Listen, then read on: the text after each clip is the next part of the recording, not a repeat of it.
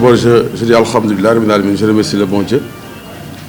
Bon, c'était un classico comme tout le monde l'attendait, parce que Jaraaf Casa, ça a toujours été un classico. Ça a toujours été de bons matchs, mais ce match-là aussi, ça allait.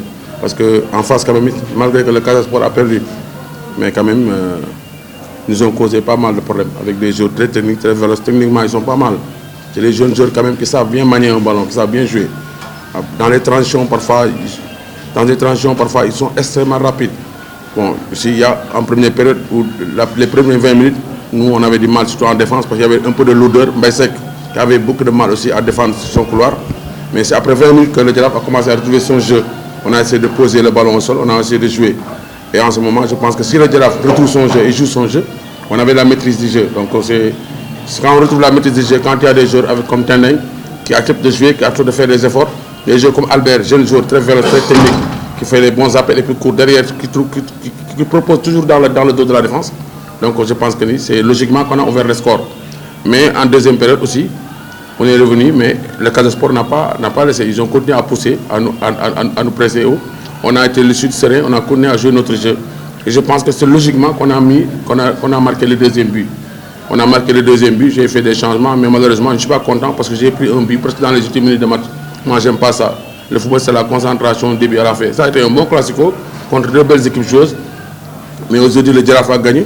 C'est bon pour la suite du championnat, mais c'est tout. Il n'y a pas autre chose. Enseignement, il faut rester serein, il faut qu'on ait à travailler. Comme on dit, on ne joue pas 2 ou 3 journées, on joue 26 journées. Donc, il y a encore d'autres matchs difficiles qui nous attendent. Donc, pour moi, c'est ça le plus important. Mais c'est le début du championnat.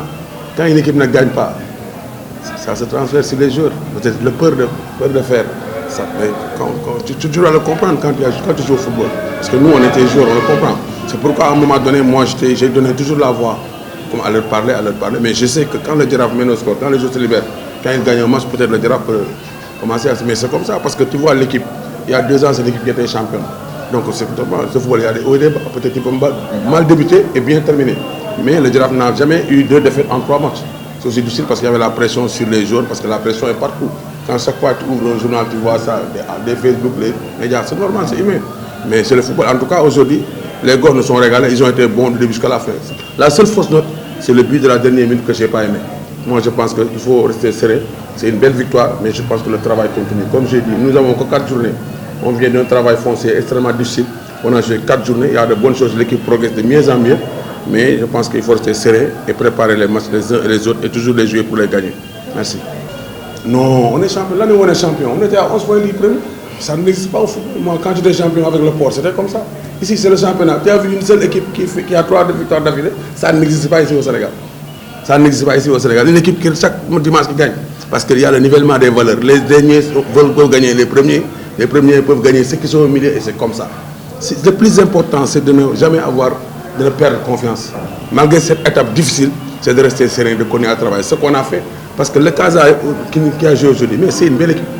C'est une équipe joueuse, des joueurs extrêmement très forts techniquement, qui savent manier un ballon, jouer au sol, apporter des changements de rythme dans les différentes zones du terrain. Parce qu'on a eu beaucoup de mal à défendre dans les couloirs. Hein, parce que ce n'était pas évident, ce n'était pas facile. Mais ce qui m'a plu aujourd'hui, avec le recul de Lamine Diop, qui a joué numéro 6 aujourd'hui, qui a joué dans l'axe, qui a été extrêmement bon dans l'axe, la seule fausse note, c'est le but que j'ai dit. On a encaissé dans les ultimes minutes. Et ça, je ne peux pas l'accepter. Moi, je veux gagner du début jusqu'à la fin. Je ne veux pas qu'on s'amuse avec le jeu. Ce qu'on a fait, et moi, je n'ai pas aimé, et je l'ai même dit pendant la fin du match. Et c'est comme ça. Quand tu joues contre Pékin, tu joues à Alassane Djigo. Ça dit de venir te prendre toi-même. Parce que Pékin habite à Alassane Djigo. Et ils boivent le thé, à 15h, tout le monde est là. Ils viennent, c'est normal. On devait jouer contre Pékin. On a préféré jouer dans notre terrain. Le stade de Ndiarem n'était pas prêt. Il fallait faire le voyage à Ngalen Diouf pour bien faire le voyage. On a préféré jouer au stade de Stade. On pensait que le stade aussi grand que ça, avec notre jeu, notre façon de jouer, si on a un stade beaucoup plus grand, ça nous permet de développer, de jouer notre jeu. Mais malheureusement, l'état du terrain ne nous permettait pas de le faire. C'est pourquoi ce jour, j'ai demandé à ce que les joueurs sachent qu'il y a 2 choses en football, quand on a le ballon, quand on n'a pas le ballon. Tous les 2 aspects sont importants. Mais il faut savoir se battre pour la conquête du ballon, et ce qu'on n'avait pas fait. Et quand vous voyez ce match, on a été bon partout. Sur les duels, dans les transitions offensives, dans les transitions défensives, on a été bon partout. Si on avait marqué 3 buts, c'était logique parce que dans le jeu, on a été bon, on a créé des occasions. Et c'est comme ça le football, parfois ça passe, parfois ça casse. Mais ce qui est important, c'est que on a une avance par rapport à ce qu'on attendait. C'est bien pour la suite, merci. Normalement, c'est un bon terrain. Parce que normalement, c'est un bon terrain. Parce que nous, si on joue Si on joue, on reçoit, je pense qu'on peut recevoir ici. Mais si on joue contre Pékin, on n'attendait même pas qu'on joue ici. On va jouer dans une autre terrain. Même jouer à Thiès, c'est mieux pour nous. Waaw di ko wax rek di sant yàlla baax di sant yàlla parce que wax dëgg yàlla li mu fi indi tey ci taxawaay ci football dafa leer nañ xale Casa yi ko xool équipe bi xam ne équipe bi ñuy defar la mais équipe bi c'est en bonne voie. Sincèrement parce que techniquement tactiquement et puis équipe bi lu ma si neex mais il y a de la vitesse dans cette équipe. xale yi am nañ vitesse ci li ñuy def techniquement ils sont pas mal très outillés mais il y a de la vitesse am na profondeur. Mais on a défendu très lucide, on a défendu bon. Mais on n'a pas fait d'erreur, surtout première période où l'équipe a été vraiment sereine. On n'a pas concédé d'occasion à l'adversaire. Mais on a eu du retard à rentrer dans le match. On est resté 20 minutes. Quand on a eu 20 minutes, l'équipe a commencé à jouer. Mais quand on a commencé à jouer le match en notre je pense qu'il faut commencer à trouver ses jeux. Intervalle, appeler et si on est dans l'ensemble de la première période, nous méritons de dougal ñaari but. Peut-être Ben lañ dougal ak Albert, mais bi ñu démé deuxième mi-temps aussi Casa Sport bi mu encaissé continuer di ñu presser ci kaw, mais ñun ak affolé wuñu kon nañu ak sérénité ak lucidité jouer suñu jeu. La preuve lolu mo waral ñu dougal deuxième but bi. Buñ ko défé gën nañu and ak dal jouer mais nak lima neexul ci match bi moy bi biñ jël dernière minute parce que xalé yi ñom dañu mëna tiaxané ay détails. Parce que le football mën nga jël bi en 1 minute, mën nga jël bi en 30 même pas 2 minutes.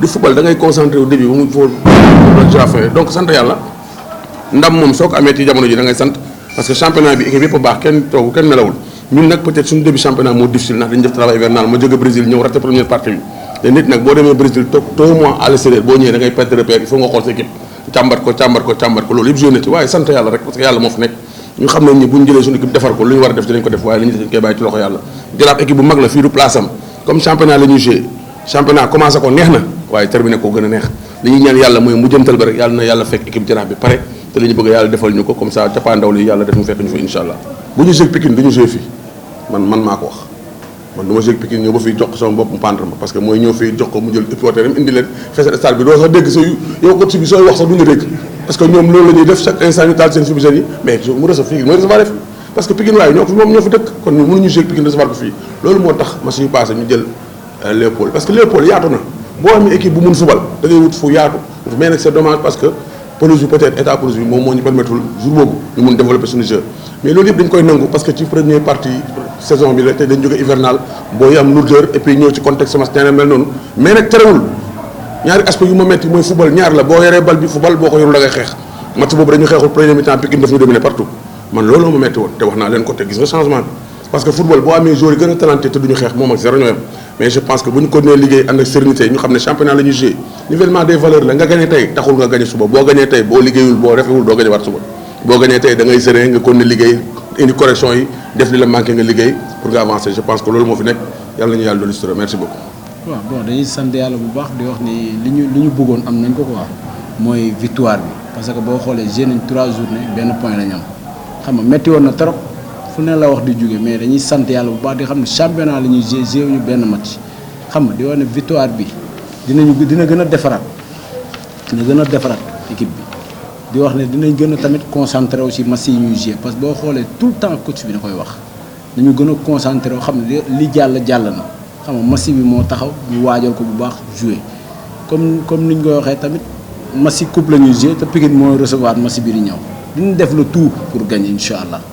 bon dëgg la li ma wax dëgg la parce que boo seetloo ñun bii ñu dugal yëpp premier bi Albert dugal boo seetloo jubilé wu ma sax maa ngi wax ak gardien bi pour ñu gën a concentré wu ci ginnaaw pour bañ a jël bii même bi ñu dugalee deuxième bii bi maa ngi koy waat quoi pour ñu gën a concentré wu xam nga di wax ne loolu waruñu dal quoi équipe bu mag warul jël ay bii feetal xam nga ñu gën a concentré wu xam nga waajal ma sii di ñëw xam naa loolu dina dañ quoi incha allah.